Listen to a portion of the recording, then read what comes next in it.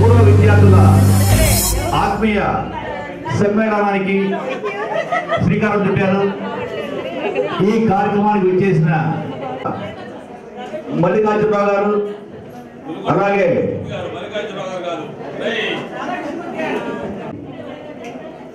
మా గురువులు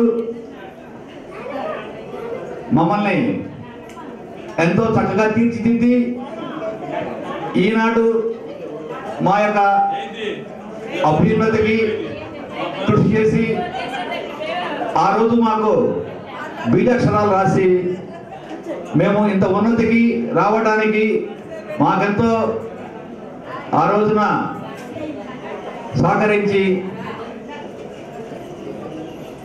సహకరించిన మా గౌరవ ఉపాధ్యాయులు శ్రీ బుత్తా లీలామోహన్ గారు, శ్రీ కొనత నాంచారాయ్ గారు, శ్రీ కె సుబ్బారావు గారు ఎన్ఎస్ మాస్టర్, ఇంకో కె సుబ్బారావు గారు లైబ్రరీ గారు, అలాగే ఆచార్య మాస్టారు రాచూరు నరసింహాచార్య మాస్టారు, మరి ఇంకా కొంతమంది రావాల్సి ఉంది. లాజాల మాస్టర్ ఒకళ్ళు, కొద్దిసేపటి అందరూ వస్తారు. అంటే కొద్దిగా చలికాలం కాబట్టి నిదానంగా బయలుదేరతారు.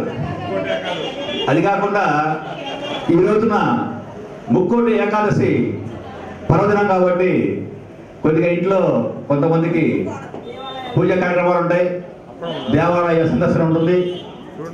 మరి ఈ రోజున ఇంతటి చక్కటి ప్లాట్ఫారం ఏర్పాటు చేయడానికి ఈ ఆర్గనైజింగ్ కమిటీ చక్కటి ప్లాట్ఫారం కోసం సుమారుగా 5 నెలలుగా కృషి చేసి మరి ఎక్కడెక్కడో యాక్చువల్ చెప్పాలంటే మరి యుఎస్ నుంచి సీమనారాయణ ఊళ్ళో పట్టుకోవాలి, కొంతమంది రాలా.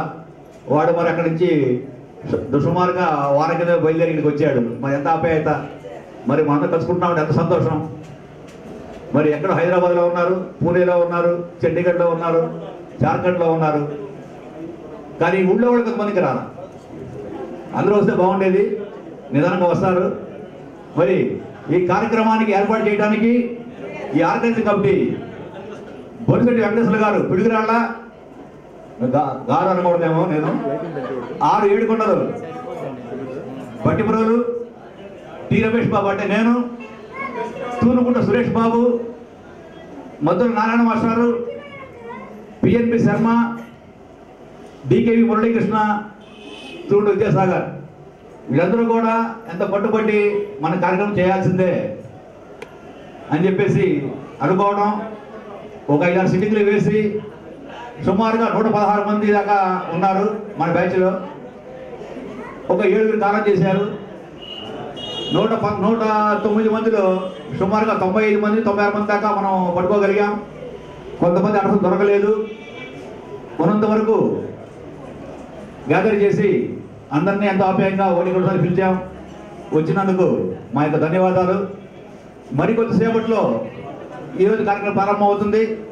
ఈ కార్యక్రమాన్ని ప్రారంభించవలసిందిగా మిత్రుడు పోలూరు రామకృష్ణ శర్మ గారిని నేను వేదిక మీద ఆహ్వానిస్తున్నాను. మిత్రులారా, ఒక్కసారి నిశ్శబ్దం. ఈనాటి ఈ కార్యక్రమానికి ప్రత్యేకంగా ఒక కార్యవర్గాన్ని ఇందాకన కృషి చేశారు అని తమ్మ రమేష్ చెప్పాడు. ప్రత్యేకంగా కృషి చేసిన వాళ్ళు, కృషి చేయని వాళ్ళు ఎవరూ లేరు. ఇది మన కార్యక్రమం. అందరూ, ప్రతి వాళ్ళు ఎక్కడున్నా సరే వీలైనంత వరకు దగ్గర వాళ్ళని కాంటాక్ట్ చేశారు. హైదరాబాదులో ఉన్న వాళ్ళందరూ ఒకసారి వీలు చేసుకొని అక్కడే కలిసి ఈ ప్రోగ్రామ్ ఎలా చేయాలని వాళ్ళు అక్కడ డిసైడ్ చేసి వాళ్ళు తీసుకున్న నిర్ణయాలు, సూచనలు అన్నీ ఆర్గనైజింగ్ కమిటీకి పంపించారు. అలాగే భట్టిప్రోలు పరిసర ప్రాంతాల్లో ఉన్న పిల్లలందరూ కూడా ఏమేం చేయాలి, ఎవరిని ఎలా కాంటాక్ట్ చేయాలి నిత్యం తమ్మన్ రమేష్, మన బొలిశెట్టి వెంకటేశ్వర్లు, బివి రావు వీళ్ళు నిత్యం దీనికోసం ఫోన్లో కాంటాక్ట్ చేస్తూనే ఉన్నారు. ప్రోగ్రామ్ ఈ మాత్రం సక్సెస్ అయిందంటే వాళ్ళ నిరంతర కృషి అంతరని మనం లేదు. డే 1 ముహూర్తం 8వ తారీఖు జనవరిలో పెడదామని ఏడుకొండలు ఏ క్షణాన్ని అన్నాడో దాని మీద డిస్కషను, దాని మీద అభిప్రాయ భేదం జరగకుండా ఖచ్చితంగా ఆ రోజున ఈ సమయానికి ఇక్కడ సమావేశం అవ్వగలిగామంటే అది ఆ క్షణంలో తీసుకున్న పెట్టిన ముహూర్త బలం అని మనం అనుకోవచ్చు.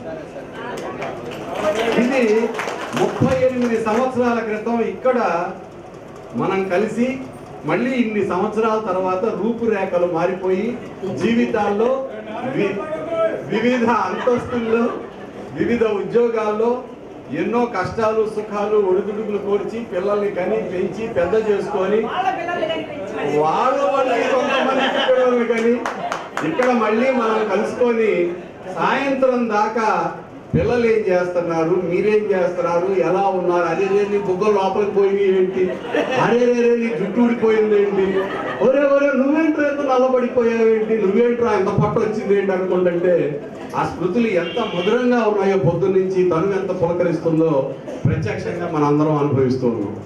ఇదంతా ఒక ఎత్తు అయితే ఆనాడు ఇక్కడ మన జీవితాలకి బీజం వేసి మనకి అక్షరాలు నేర్పించిన మన గురువులు చాలా మంది, నా తండ్రి గారైన కాశీపతి గారితో సహా చాలా మంది కాలం చేసిన ఉన్న వాళ్ళల్లో మరి ఏ విజన్తో ఎన్నో వ్యాపారాలు చేయొచ్చు, డబ్బు సంపాదించాలంటే ఉన్న డబ్బును తీసుకొచ్చి ఒక విద్యాలయాన్ని పెట్టి పిల్లలకి విద్యాబుద్ధులు నేర్పించాలి అన్న ఆలోచన కలగటం ఆనాడు తమ్మన మల్లికార్జునరావు గారికి ఆలోచన రావడం, మనం పుట్టక ముందే ఈ స్కూల్ని వారు కట్టించడం. భట్టిప్రోల్లో ఇంత పెద్ద స్కూల్ ఉందంటే మనందరం ఆ రోజుల్లో చాలా గర్వపడేవాళ్ళం మా స్కూల్ అని.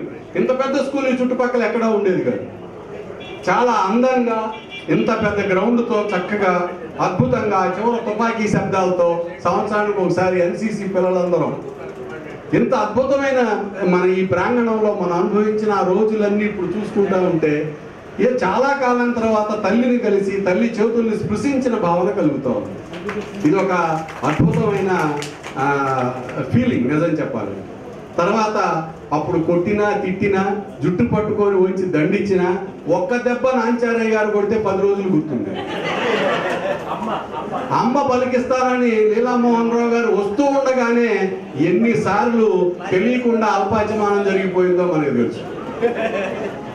మరి ఆ రోజుల్లో ఏమి అనకపోయినా చిరునవ్వుతో చూసినా రాధాకృష్ణ గారు వస్తున్నారంటేనే మనకు ఒక రకమైన భయం ఉండేది, అమ్మో ఆయన వస్తున్నారని.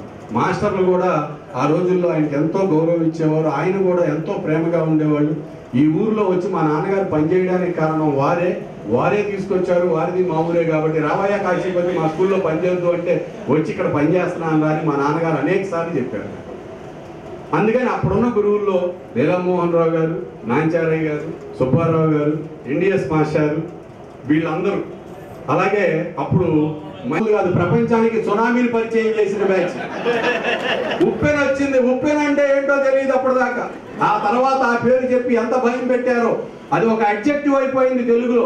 ఏంటోరా నా జీవితం సునామీ అయిపోయింది అని ఒకడు, మా అబ్బాయి చదవట్లేదురా నన్ను సునామీలోతో చేశాడు రా, ఉప్పెన వచ్చేసిందిరా మా ఇంట్లో అని ఒకడు ఊత పదం అయిపోయిన ఉప్పెనని చూసిన బ్యాచ్ మంది. ఇక్కడి నుంచి ఆ తుఫాన్ రోజున కూడా మరి మా నాన్నగారు స్కూల్కి రాకపోతే ఊరుకోరుగా వస్తే ఇక్కడ తుఫాన్ స్టార్ట్ అయిన తర్వాత వెళ్తూ ఉన్నాం. సోమయ్య అప్పుడు మన అటెండర్, సాయిబాబా గారు, నేను, మా నాన్నగారు మేము వెళ్తుంటే గాలి తోచేస్తూ ఉంటే ఒకళ్ళొకళ్ళు పట్టుకొని ఇవి ఎప్పటికీ మర్చిపోయేవి కాదు.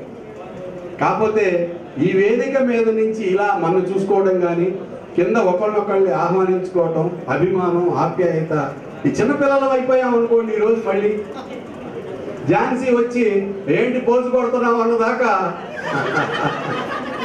అప్పుడే పోజు కొట్టారు వాళ్ళ అనిపించింది. వాళ్ళని జంట కవులు అని చెప్పి పిలుచుకుంటూ ఉండేవాళ్ళం, అభిమానంగా ఝాన్సీ జయంతి తిరుగుతూ ఉండేవాళ్ళు.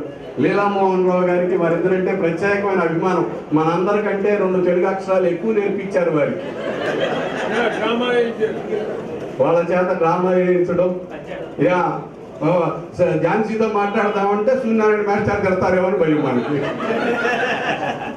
కానీ ఆ చక్కటి ఆలోచనలన్నింటినీ ఇక్కడ మనం సమన్వయపరచుకోవడానికి ఈరోజు రావడం చాలా అదృష్టం. కార్యక్రమానికి ప్రారంభించుకోవడానికి ఒక పద్ధతి ఉంది, ఆ పద్ధతి ప్రకారం జరుపుకోవాలి. కాబట్టి మొట్టమొదటగా మనం జ్యోతి ప్రజ్వలన చేయించుకోవాలి. జ్యోతి ప్రజ్వలన చేయడానికి ఒక్కసారి అందరినీ, రాధాకృష్ణమూర్తి గుప్తా గారిని, ప్రస్తుత కరెస్పాండెంట్ మల్లికార్జునరావు గారిని, తర్వాత నాంచారయ్య గారిని, మన లీలామోహన్ రావు గారిని, ఎన్డీఎస్ మాస్టర్ని, సుబ్బారావు గారిని, దయచేసి అందరూ ఒకసారి వస్తే జ్యోతి ప్రజ్వలన చేసిన తర్వాత మనం కార్యక్రమాన్ని కొనసాగిద్దాం.